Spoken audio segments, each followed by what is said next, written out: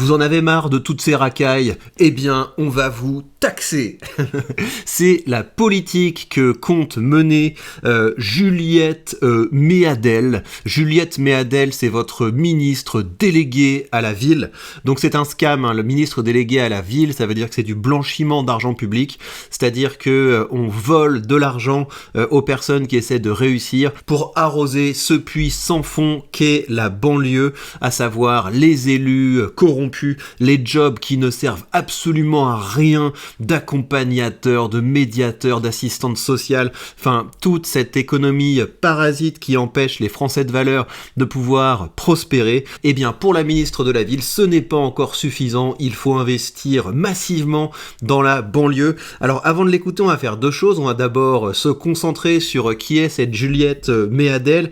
Vous allez voir, c'est génial. C'est une caricature de bourgeoise de gauche, c'est-à-dire une personne qui a vécu grassement, notamment grâce à l'argent public, et qui est bien sûr socialiste d'une famille extrêmement riche parisienne. Et c'est donc elle qui va se charger de vous déshabiller, de prendre votre argent pour le donner aux racailles des cités. Alors Juliette Méadel, née à Paris, tu m'étonnes, haute fonctionnaire. Elle a fait sa scolarité au lycée Victor Duruy du collège à l'Hippocagne. Elle obtient un master en droit à Panthéon-Assas. Ensuite, elle est diplômée de Sciences Po Paris. Elle fait de la philo, enfin des petites activités quoi qu'on fait pour s'occuper quand on est un bourgeois. Et moi, je dis bourgeois parce que c'est le vocabulaire de la gauche, hein. Moi, je m'en fous complètement que des gens soient riches. La seule chose qui m'embête, c'est quand les gens sont riches avec nos impôts. Fille de Lucien Méadel, un haut fonctionnaire et directeur de cabinet d'Éric Cresson, une femme enseignante, donc on a tout l'argent public qui a permis de faire grandir à Paris, dans les beaux quartiers, cette famille, sortie de l'ENA, trésor public, et puis évidemment un parcours au Parti Socialiste, aux côtés de tous les meilleurs, de François Rebsamen, de Laurent Fabius, de Ségolène Royal, etc. Donc ça, c'est pour notre ministre, et vraiment ce gouvernement, on a le pire des deux mondes si vous voulez, parce que d'un côté on a Darmanin qui agite ses petits bras, et puis on a l'autre là, Retailleau, qui sont censés être, voilà, nous on est la droite des valeurs, donc c'est-à-dire que vous allez avoir toujours autant d'insécurité que vous n'en aviez avant, mais vous allez avoir des commentateurs de faits divers au gouvernement qui vont commenter avec fermeté les agressions de la banlieue, les agressions des immigrés, les agressions de ceux qui pourrissent la vie des Français. Ce sera commenté avec fermeté. Donc dans ce gouvernement, on a la droite des valeurs et on a la gauche des voleurs, parce qu'on l'a vu au niveau de l'économie, au niveau du budget, au niveau de la fiscalité, on a des turbo-gauchistes qui vont être là pour vous voler. Donc si vous voulez, c'est un petit peu comme si on avait le RN au pouvoir, c'est-à-dire qu'on a des gens qui font les durs sur les sujets sociétaux et qui sont complètement communistes sur ce qui compte, à savoir la fiscalité et l'économie. Et donc votre argent va être ponctionné par le ministère de l'économie pour être répandu sur des autres ministères comme le ministère de la ville, parce que dites-vous bien que c'est un énorme scam, les banlieues. Donc oui, on n'investit pas assez pour les banlieues, 100 milliards d'euros qui ont été cramés dans la banlieue, et donc là-dedans vous devez non seulement compter l'argent qui est utilisé pour arroser les allocs des gens qui vivent là, pour arroser les RSA, pour arroser les services publics gratuits, pour arroser les accompagnateurs en tout genre qui ne servent absolument à rien, pour arroser les voyages au ski, les voyages en vacances, les cartes de piscine, de transport gratuites, etc.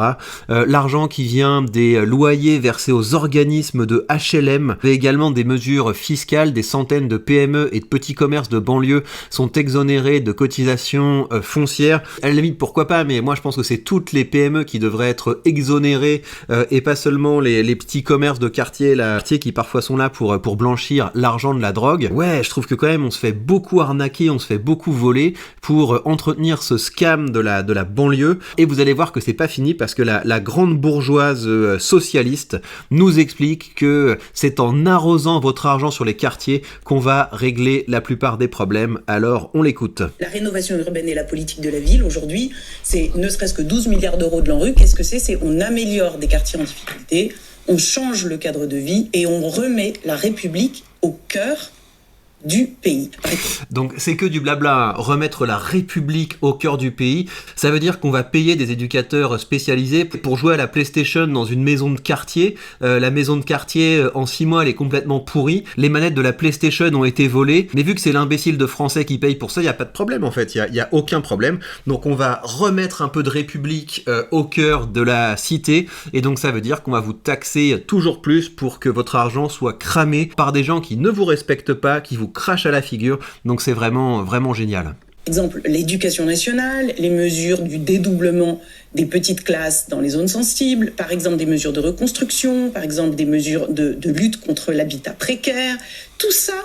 Mesures de lutte contre l'habitat précaire, donc c'est-à-dire que quand ces mecs taguent dans l'ascenseur, défoncent les boîtes aux lettres, bah voilà, on va lutter contre ça, non pas en expulsant les responsables, mais en vous taxant pour que votre argent serve à cacher la misère, comme si ce que vous allez rénover ne sera pas immédiatement rebousillé par cette population qui n'a rien à faire là. C'est de l'intervention publique et c'est une politique qui, devinez, a été lancée par Michel Rocard en 1980. Ah ouais, génial, vous avez vu, c'est la gauche, qu'est-ce qu'on est gentil, la gauche. Alors, oubliez jamais ça, hein. Le gauchiste, c'est quelqu'un de bien, mais avec l'argent des autres. Le gauchiste, c'est quelqu'un, vous voyez, il fait pas des métiers de commerçant, vous voyez, le commerce, c'est sale. Le gauchiste, lui, il a besoin d'avoir du temps pour pouvoir financer des activités beaucoup plus productives. Il va par exemple faire de l'art avec l'argent des autres, il va faire de la sociologie avec l'argent des autres, il va faire du théâtre avec l'argent des autres, il va être professeur avec l'argent des autres. Donc le gauchiste, c'est quelqu'un qui a le cœur sur la main, mais qui a la main dans votre poche, et en plus il se permet de venir nous donner des leçons de morale. Oh, c'est Michel Rocard qui a permis cette politique. Qu'est-ce qui m'agace, ces espèces d'ultra bourgeois, cette noblesse d'État gavée d'argent public, il faudrait vraiment dégager ça. Je suis étonné des propos de Madame Méadel qui n'ont à peu près aucun rapport avec la réalité sur les quartiers sensibles. Quand elle parle de Monsieur Rocard en 1980, il y en avait 200. Aujourd'hui, il y en a 1400. 1400 dans lequel la criminalité et les fusillades se multiplient. En 2023, Madame...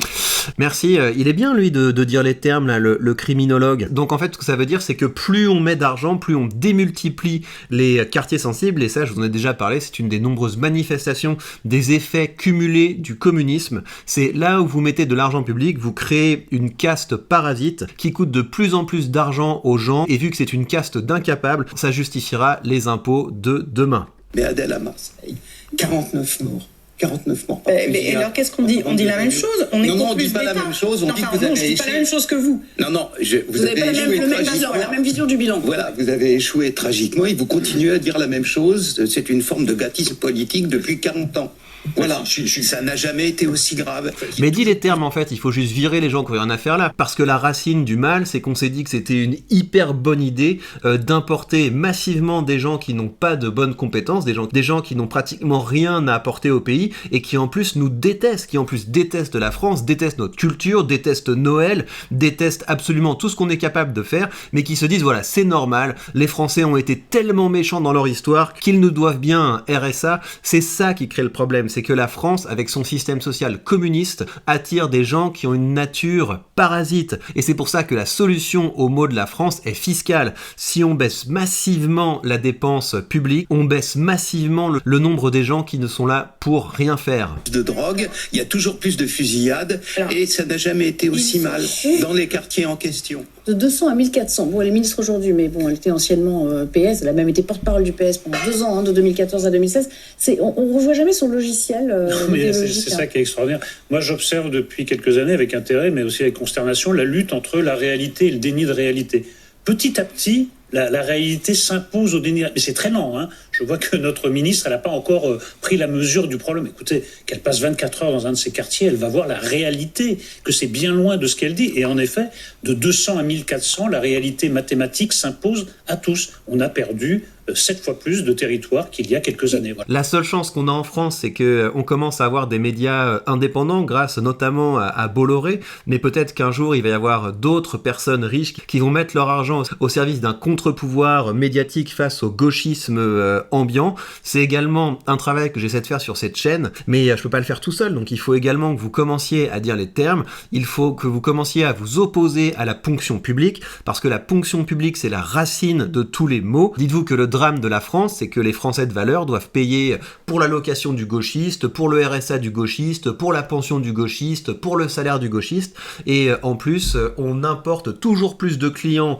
des gauchistes, et il faut dénoncer ça. Donc faites-le, vous avez cette vidéo, un document qui vous permet de commencer à créer un business de contenu, et si vous vous formez bien, au bout d'un moment, ça vous rapportera un petit quelque chose. Là, au cours de ce mois, cette chaîne me rapporte près de 4500 €, et ça, c'est une toute petite partie des revenus que je gagne grâce au business en ligne que j'ai créé. Donc je vous invite à commencer à vous former à ça. Encore une fois, vous chopez le premier document qui est sous cette vidéo, et si vous êtes abonné à mes emails, et ben, je vais bientôt vous envoyer une série d'articles pour qu'en 2025, vous soyez au top du top de ce que vous devez savoir faire, des compétences que vous devez maîtriser pour devenir un bon créateur de contenu. Donc c'est une calamité qu'on ait des ministres aussi gauchistes, mais il commence à y avoir un certain nombre de personnes qui s'en rendent compte. Donc ne lâchez rien, rejoignez le combat, et si vous voulez discuter de tout ça, je vous invite également à rejoindre mon canal Telegram, et vous avez aussi le lien sous cette vidéo. Prenez bien soin de vous, et à très vite.